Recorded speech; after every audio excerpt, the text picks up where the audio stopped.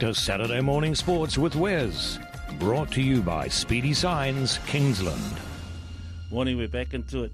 And I just want to welcome in our special guest this morning. Morning, Harete.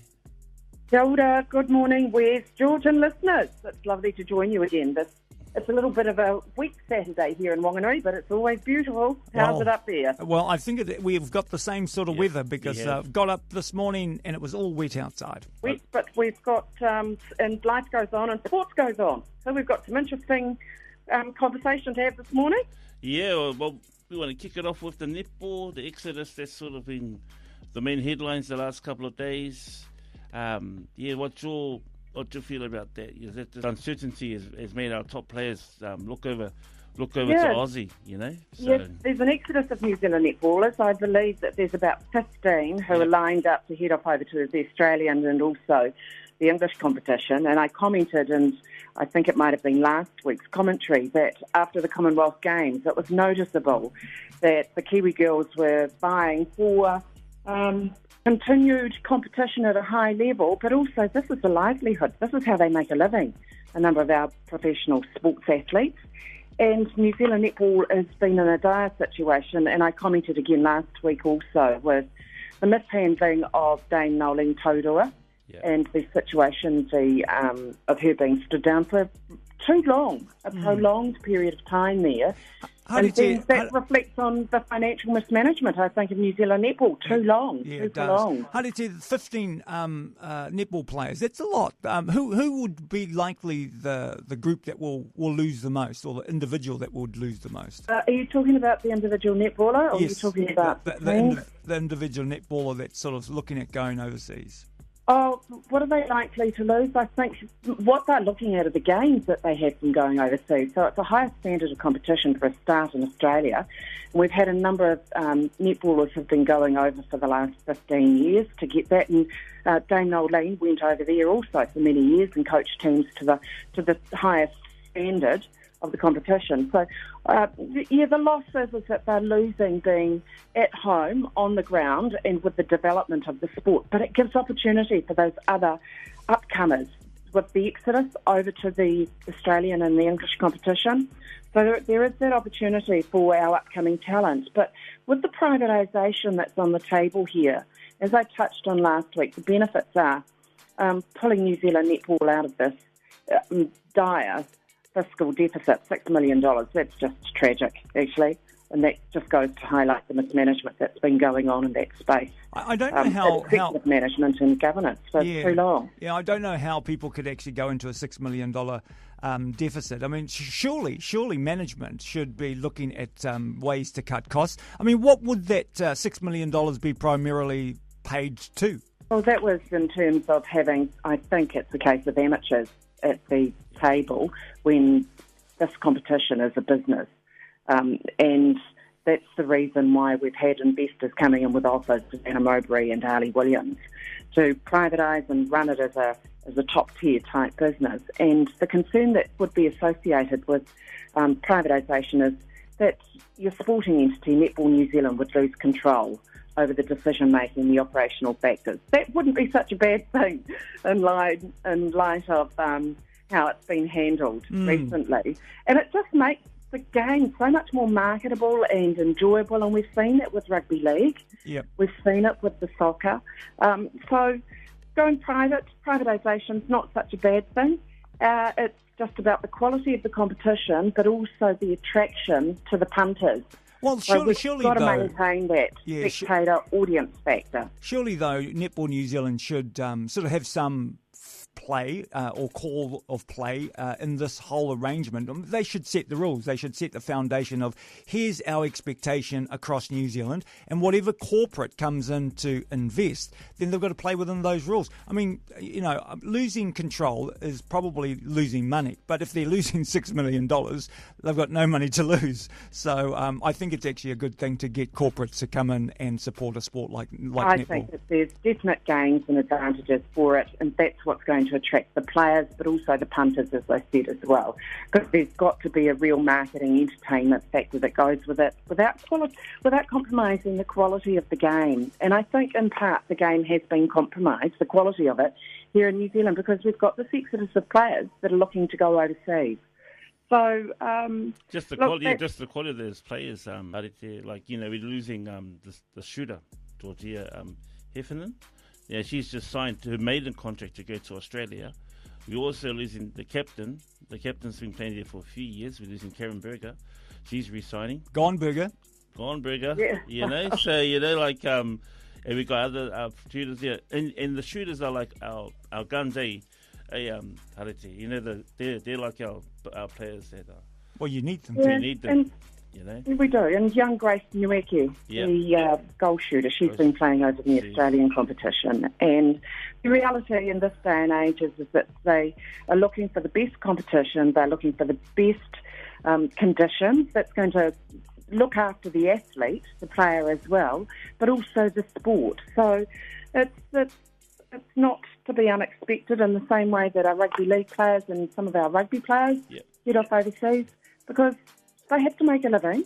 They have a love for the sport, but they've also got a love for their families, and they've got to put food on the table. That's right. So that's the reality that goes with it as well. Exactly. Hey, look, hold that thought, Harete. We're going to actually have to take a break and check out the weather in Auckland and Northland.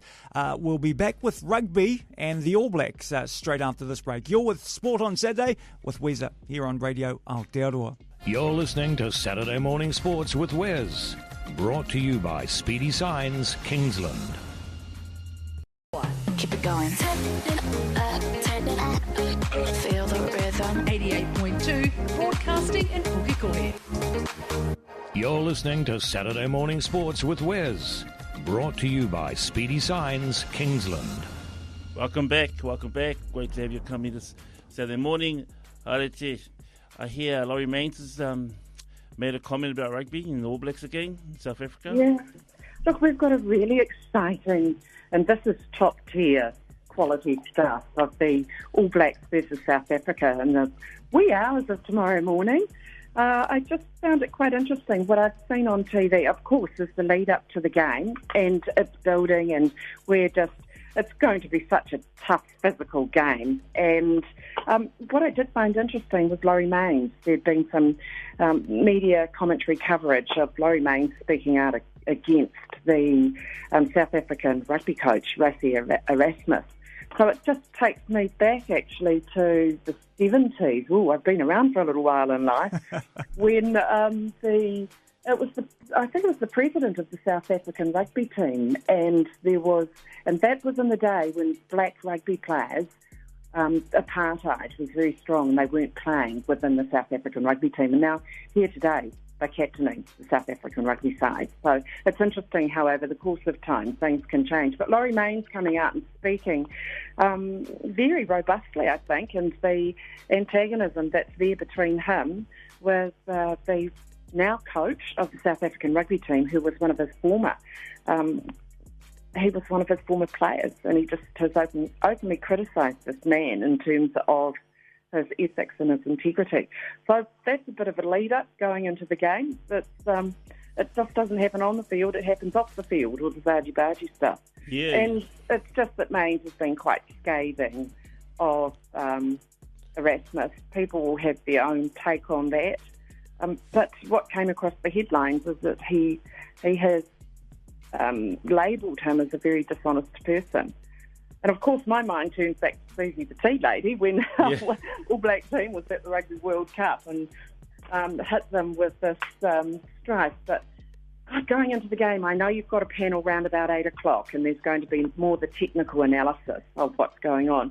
But can I just segue from something that's a little bit negative into something so positive? Last week, and I didn't comment on it because our conversation took us elsewhere, but last week, seeing Ma'anonu hold his own with the haka, and that was such a mark of his recognition to the All Blacks, to the New Zealand culture, and how he carries that with such a sense of pride, and how he just gave haka of his life on his own, holding his ground, and having the South African team players backing him with the All Blacks facing him and just taking that for all it was worth. And I'd have to say, in all my years of watching rugby, that's got to be one of the more emotional moments for me, seen this man, Ma'anonu, out there in full pride and stride, performing the haka as a mark of respect to the All Blacks. Yeah, no, that was a really special moment, and yeah, I watched that too. You can